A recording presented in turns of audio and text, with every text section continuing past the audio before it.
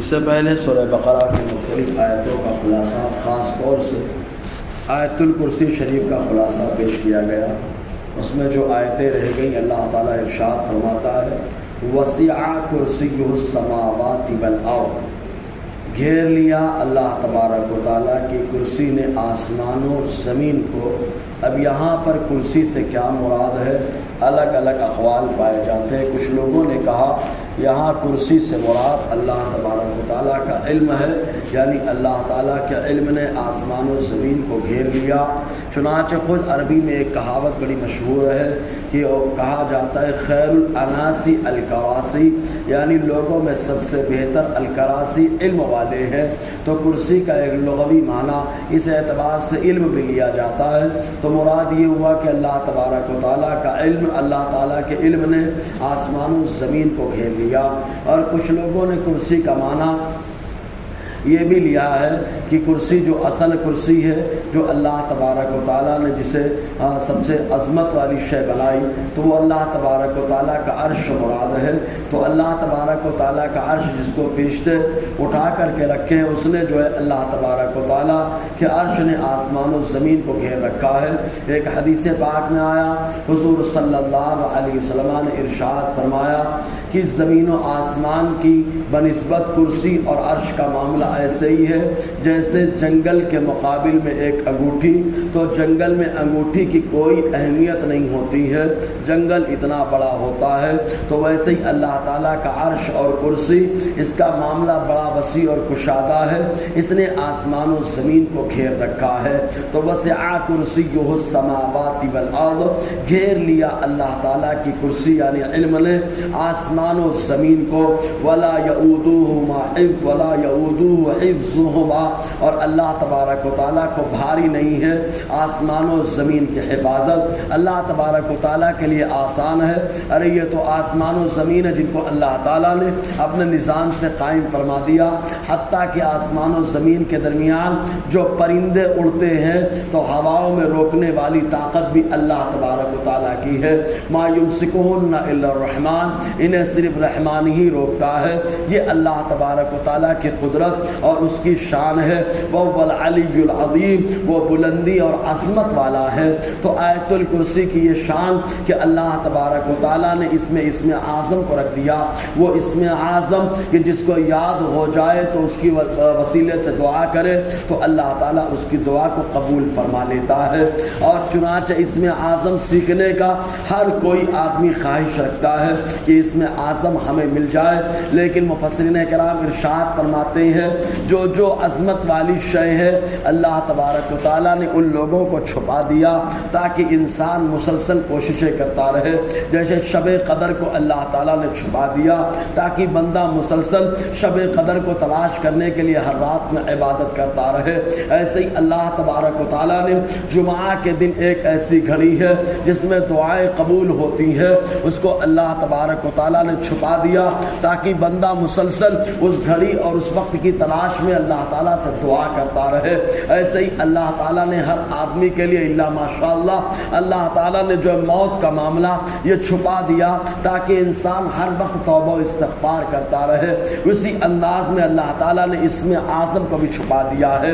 اب روایتیں الگ الگ ملتی ہیں، کچھ روایتوں میں آیا کہ آیت الکرسی کے اندر بھی اسم اعظم ہے۔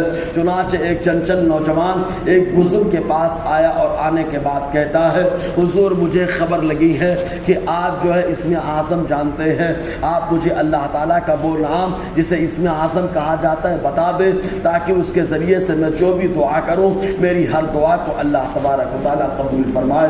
انہوں نے کہا بیٹا اگر اسم اعظم سیکھنا چاہتے ہو تو ایک چھوٹا سا کام کرنا پڑے گا۔ کہا کیا کرنا ہے؟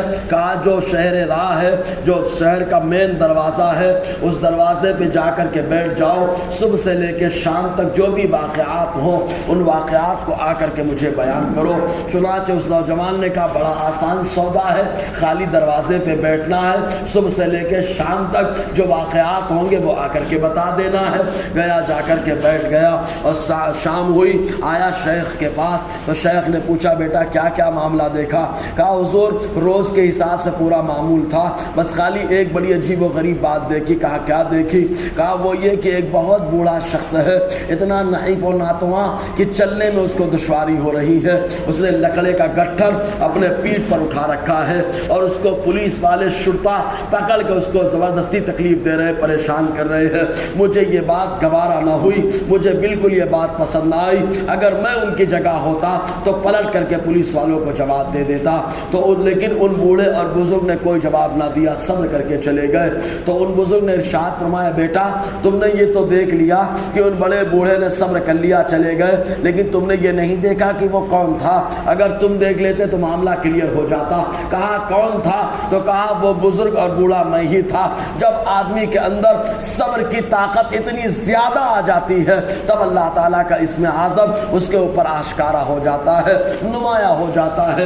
بہرکیف تو اسم اعظم آیت الکرسی کے اندر بھی ہے ایک روایت کے مطابق۔ اسی طریقے سے اب آیت الکرسی کی شان اور فضیلت کیا ہے، اس سلسلے میں حضرت ابی بن کعب رضی اللہ تعالیٰ عنہ بیان فرماتے ہیں ایک جن سے ان کی دوستی ہوئی، اس جن سے پوچھا یہ بتاؤ ہم لوگوں کو بہت سارے جن آ کر کے پریشان کرتے ہیں، اگر جنات پریشان کرنے لگے ہم لوگ کیا کریں؟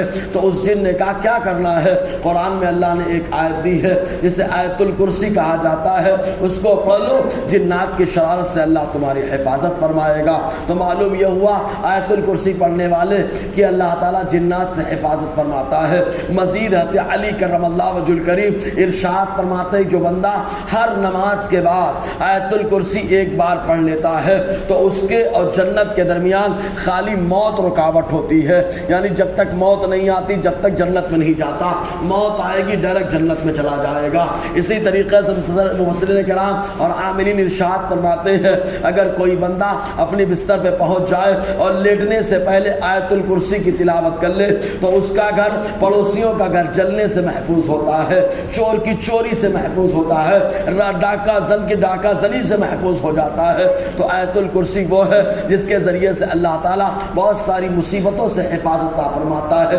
حتیٰ کہ کچھ لوگوں نے رکھا کہ کوئی پارسل کوئی سامان کہیں باہر بھیجا جائے، اپنے کو خدشہ ہے، ڈر ہے کہ سامان چوری ہو سکتا ہے یا غائب ہو سکتا ہے یا راستے میں گم ہو سکتا ہے، تو اس سامان کو بھیجنے سے پہلے آیت الکرسی کی تلاوت کر لی جائے، پھر اس کے بعد اس سامان کو بھیجا جائے۔ آیت الکرسی کی برکت سے اللہ تعالیٰ اس سامان کو حفظ و امان کے ساتھ منزل مقصود تک پہنچا دیتا ہے۔ بہرکیف آیت الکرسی کی بڑی فضیلت ہے، انشاءاللہ اور آگے گفتگو رہے گی۔ اللہ تعالیٰ ہم سب کو فیضان قرآن برکات قرآن سے مالا مال